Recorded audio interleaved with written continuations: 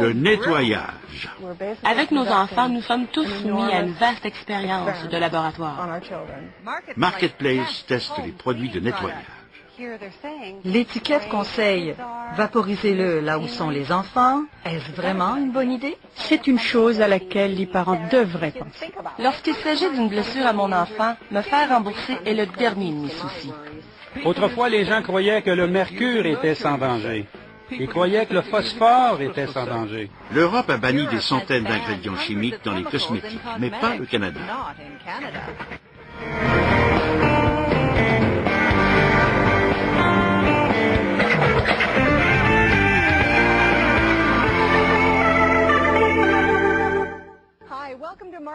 Bonjour et bienvenue à Marketplace. Ici Erika Johnson de Vancouver. Obsédés par la propreté, nous voulons maintenir nos maisons propres, que nos toilettes et nos cuisines soient désinfectées comme le serait une salle d'opération. Les produits de nettoyage promettent des miracles, plus rapides, plus faciles, moins de frottage. Se pourrait-il que ce fanatisme à propos du nettoyage soit dangereux pour nos enfants? Voici le reportage de Wendy Misley.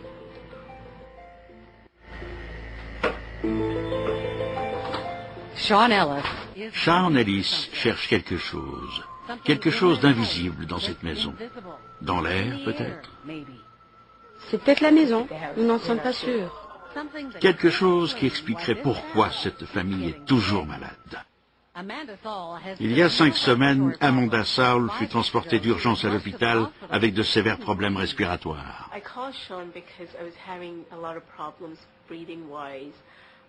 J'ai appelé Sean car j'éprouvais de la difficulté à respirer. C'est peut-être la moisissure, la qualité de l'air ou peut-être nos produits de nettoyage. Kieran, son fils aîné, a 3 ans. Comme plusieurs enfants aujourd'hui, il souffre d'allergies, d'eczéma et depuis quelque temps d'asthme. C'est mon plus vieux qui m'inquiète. Il souffre d'asthme et toutes sortes de choses déclenchent ces crises. Voilà pourquoi Amanda a appelé Sean, un toxicologue qui a récemment offert ses services à des propriétaires anxieux. Sean analyse l'air dans les maisons. Il cherche à découvrir la quantité de produits chimiques ou autres particules de matière en suspension. On se préoccupe de plus en plus du lien entre la santé des gens et leur environnement intérieur. Sean recherche toutes sortes de choses, moisissure, humidité. Il analyse surtout et de plus en plus les produits chimiques. Quand mes clients utilisent ces nettoyants, et surtout lorsque ceux-ci se mélangent, ils éprouvent des maux de tête ou des étourdissements. Il parle de produits de nettoyage tels que ceux utilisés quotidiennement par Amanda et son mari. Plusieurs contiennent des produits chimiques.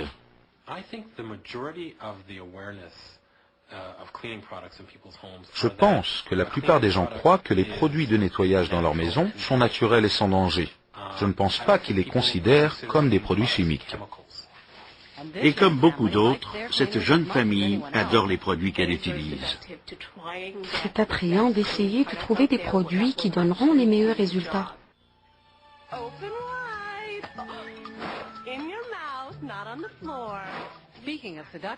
Regardez cette annonce. Pour attirer les parents, on utilise quelques enfants et d'adorables bambins. Et, oh, si vulnérables. C'est le devoir des parents de les protéger des germes. Avant de changer la couche de votre enfant, vaporisez la table avec Lysol. Nettoyez la chaise haute avec des serviettes désinfectantes et n'oubliez surtout pas de laver vos planchers avant d'y asseoir votre bébé.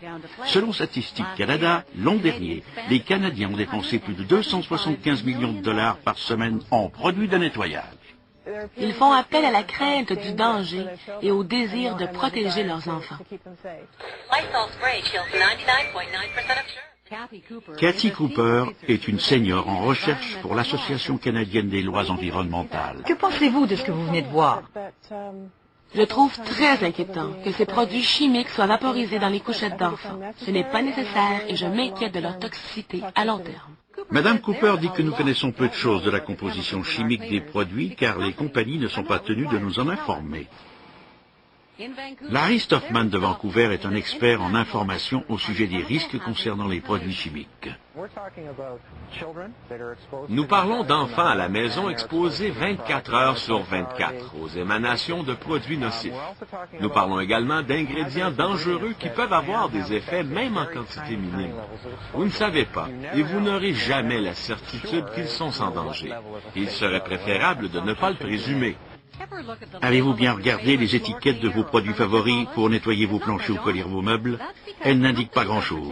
Les compagnies protègent leurs secrets de fabrication. Si un ingrédient y est mentionné, c'est qu'il peut provoquer une explosion ou vous empoisonner. Plusieurs autres produits chimiques ne sont pas énumérés. Si nous avions des lois comme en Europe, par exemple, vous sauriez quel produit contient un cancérigène et qu'un autre qui fait le même travail n'en contient pas. Vous n'achèteriez donc pas celui qui contient les cancérigènes. Nous sommes tous impliqués avec nos enfants et les enfants de nos enfants dans une énorme expérience de laboratoire. Sean Ellis vérifie l'air à proximité des endroits où sont déposés les nettoyants. Il mesure les COV ou composés organiques volatiles. Vous pouvez toujours sentir ces nettoyants, même lorsqu'ils sont bien scellés. Bien sûr. D'ailleurs, les chiffres augmentent partout où se trouvent ces produits d'entretien. On a demandé à Sean de vérifier 3 produits annoncés à la télé. Une maison moyenne possède un taux de 50 parties par milliard. Voyons ce qui se passe avec Pledge. 273 parties par milliard. Selon Sean, tout ce qui dépasse 500 peut être un problème pour les gens sensibles. Et les serviettes Clorox? Très bien. Un simple essuyage et le taux passe de quelques centaines à des milliers de particules. Et finalement, le désinfectant Lysol. Nous passons maintenant à une densité de particules par million et on en voit à peu près 12 000. C'est à peu près 1000 fois plus élevé que le Clorox. Est-ce qu'en nettoyant mes comptoirs, j'affecte les voies respiratoires de mes enfants? Nous vivons dans un environnement de plus en plus chimique. Les experts ne savent pas encore à quel point ces produits sont dangereux, mais ils commencent à s'inquiéter. Un peu difficile lorsqu'on n'a que 5 ans, n'est-ce pas? Mais ces petites filles apprendront très vite à se maquiller. Je me sentirais plutôt dégueu sans maquillage. Arrivées à l'âge adulte, certaines jeunes femmes deviennent dangereusement accros. Nous utilisons tous plusieurs produits d'entretien personnel. Santé Canada les approuve. Comment peuvent-ils être si dangereux? Marketplace a découvert une controverse à ce sujet. Les scientifiques déclarent que les éléments chimiques contenus dans un produit comme ceci peuvent, à la longue, nous causer un cancer. Les cosmétiques de consommation courante, ceux que l'on retrouve sur le marché, constituent un mélange dangereux d'ingrédients cancérigènes. Des mots plutôt laids pour l'industrie de la beauté. Le Dr Epstein est un scientifique à l'Université de l'Illinois à Chicago. 40 ans de recherche l'ont convaincu que d'infimes quantités d'ingrédients chimiques cancérigènes contribuent à la longue à une surdose toxique néfaste. Regardez ici, diamine de paraphénylène, etc. Alors, combien de ces ingrédients chimiques y a-t-il dans nos produits? Les recherches du Dr Epstein ont démontré qu'une simple crème pour la peau contient au moins 2 ingrédients cancérigènes. Le mascara, 3, un fard à joues, 4 et un rouge à lèvres, 5. Et c'est suffisant pour inquiéter Angelica Hackett. Après tout, nous nous couvrons avec ces produits toute notre vie. Le Dr Coron est pédiatre à l'hôpital des enfants malades de Toronto. Étant l'un des pays les plus avancés au monde, comment pouvons-nous autoriser l'entrée de ces produits dans nos foyers où vivent de petits-enfants sans savoir s'ils sont sécuritaires? Le Dr Coron dit que les jeunes enfants sont particulièrement vulnérables, surtout à cause de leur exposition continuelle.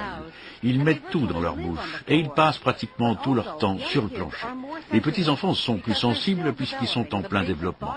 Le cerveau, les organes internes, leur système respiratoire et immunitaire. Même leur système reproducteur n'est pas complètement développé avant l'adolescence. Un superviseur de garderie nous a appelé la semaine dernière pour nous dire qu'après avoir utilisé des produits d'entretien, le personnel et les enfants se plaignaient de problèmes de santé. Ils voulaient savoir ce que contenaient leurs produits de nettoyage. Malheureusement, au Canada, il n'y a pas de ressources pour les aider.